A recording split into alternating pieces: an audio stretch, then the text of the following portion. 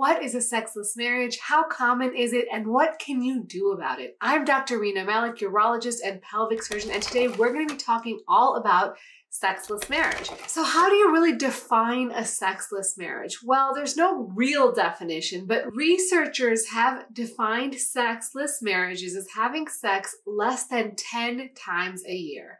And if you fall into this category, know that you're not alone. In recent studies, they found that 26% of Americans haven't had sex in the past 12 months. And if you ask specifically couples, 12% haven't had sex in the last 3 months. And other studies have guessed that 1 in 6 men and 1 in 4 women in the United States haven't had sex for the last year. That's a lot of people. But does it really matter how often you're having sex?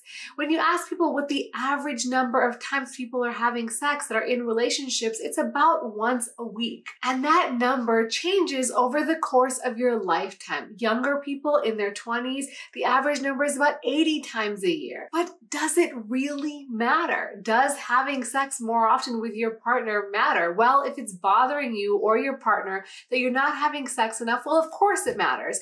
But if not, then I wouldn't worry about this and stop watching right now, because they found that when you're looking at people who are in sexless marriages or who are not having sex as frequently as other people, that does not correlate with happiness. So you can still be just as happy if you're having sex more often or not. So why are people having sexless marriages? Well, the first reason is stress. And stress can be for all sorts of reasons. It can be from working a very demanding job with long hours, having financial concerns, or parenting young children, having older parents that are ill.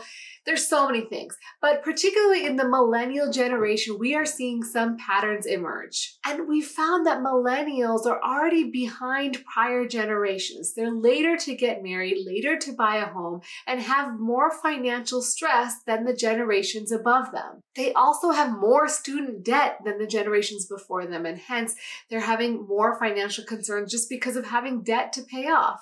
And in this particular generation, there are higher rates of depression and anxiety, which can make it less likely for you to want to participate in sex. Another big reason is mismatched libido. So that is when the desire that you have and that your partner have do not match. Maybe one partner wants to have sex twice a week and one person wants to have sex every other week. And that's a mismatched scenario. However, is that a bad thing? No, not really. And I think that's because there are 2 different types of desire in relationships. When we think of desire, we think of what we see on TV and what we felt when we were younger. That's spontaneous desire. When you see someone attractive or someone you like, you automatically get the urge to want to be intimate with them, have sex with them, without even having any mention of sex or any stimulation towards sex. More commonly, as couples who've been together for a long period of time, that spontaneous desire tends to go away. You're used to seeing your partner. And so it then becomes responsive desire. So responsive desire is that you're not really thinking about sex with your partner all the time. You're busy doing your thing, they're doing their thing. But when you get intimate, meaning you lie together, you're with each other, you start being intimate and going into the moment of foreplay and then potentially having sex, you remember, yeah, I really do have desire for this person and I really do enjoy it. And this is a very normal phenomenon. It is not abnormal at all. In fact, it's more common after you've been in a relationship for some period of time. And this is because when you're in a new relationship, you have all these really great feel-good hormones around with this new excitement, dopamine, oxytocin, all these things. And as you grow with that person, you find that those hormones start to taper off and those feelings of excitement tend to decline a little bit. And again, that's completely normal. However, it's really important to figure out if this is the reason that you're having trouble in your marriage, because it can become very stressful for a couple when one person is constantly trying to persuade the other person to have sex. One, they're getting rejected all the time, so they're feeling bad, and the other person is feeling very stressed out about having to say no all the time. And so it's really important to address these issues, and I'm going to give you some ways to talk about this at the end of the video, so make sure you stick around. Number 3 is social media. So there's a few ways social media, the internet, distractions, things like that are causing us to less so desire sex with our partners. One is that these are just distractions. There are things that we're doing at night before we go to bed. Many people are scrolling the internet instead of actually talking to their partner. They're looking on social media. They're also seeing many, many beautiful people showing very curated pictures of themselves that have been edited and selected carefully to put on their social media feeds. And that can lead to you feeling a little bit more self-conscious about how you appear, about your body image and things like that. And that can be detrimental, of course, in wanting to have sex with your partner. If you don't feel confident in yourself, you won't feel good about pursuing sex with your partner. And I think the other thing is, if you think about lives as they are today, even 30 years ago, we didn't have the internet, we didn't have phones, and the only really source of entertainment you had was TV. And that in and of itself also was, not streaming, and you had to find a show you liked and watch it. And then, at some point you would just get bored and turn it off. And then, oh, you know what? There's your partner and let's spend some time together. And oh, wait, I remember enjoying your company, and okay, let's have sex. Even before TV was around, there was really nothing there to help entertain you. Now there is a plethora of entertainment and other things that people are working on all the time that may distract from actually spending quality time with your partner. And the last thing is the lack of communication. So very often we don't want to hurt our partner's feelings. We don't want to bring up things that might be causing us to find, them less appealing or less attractive. And also, if we're the ones suffering with issues around our sexuality, whether it be difficulties having erections, difficulty climaxing, which makes us feel embarrassed, again, that shame may limit people from actually bringing those conversations up with their partner. And this is a real problem, because then you're both disgruntled and frustrated and no one's talking about it.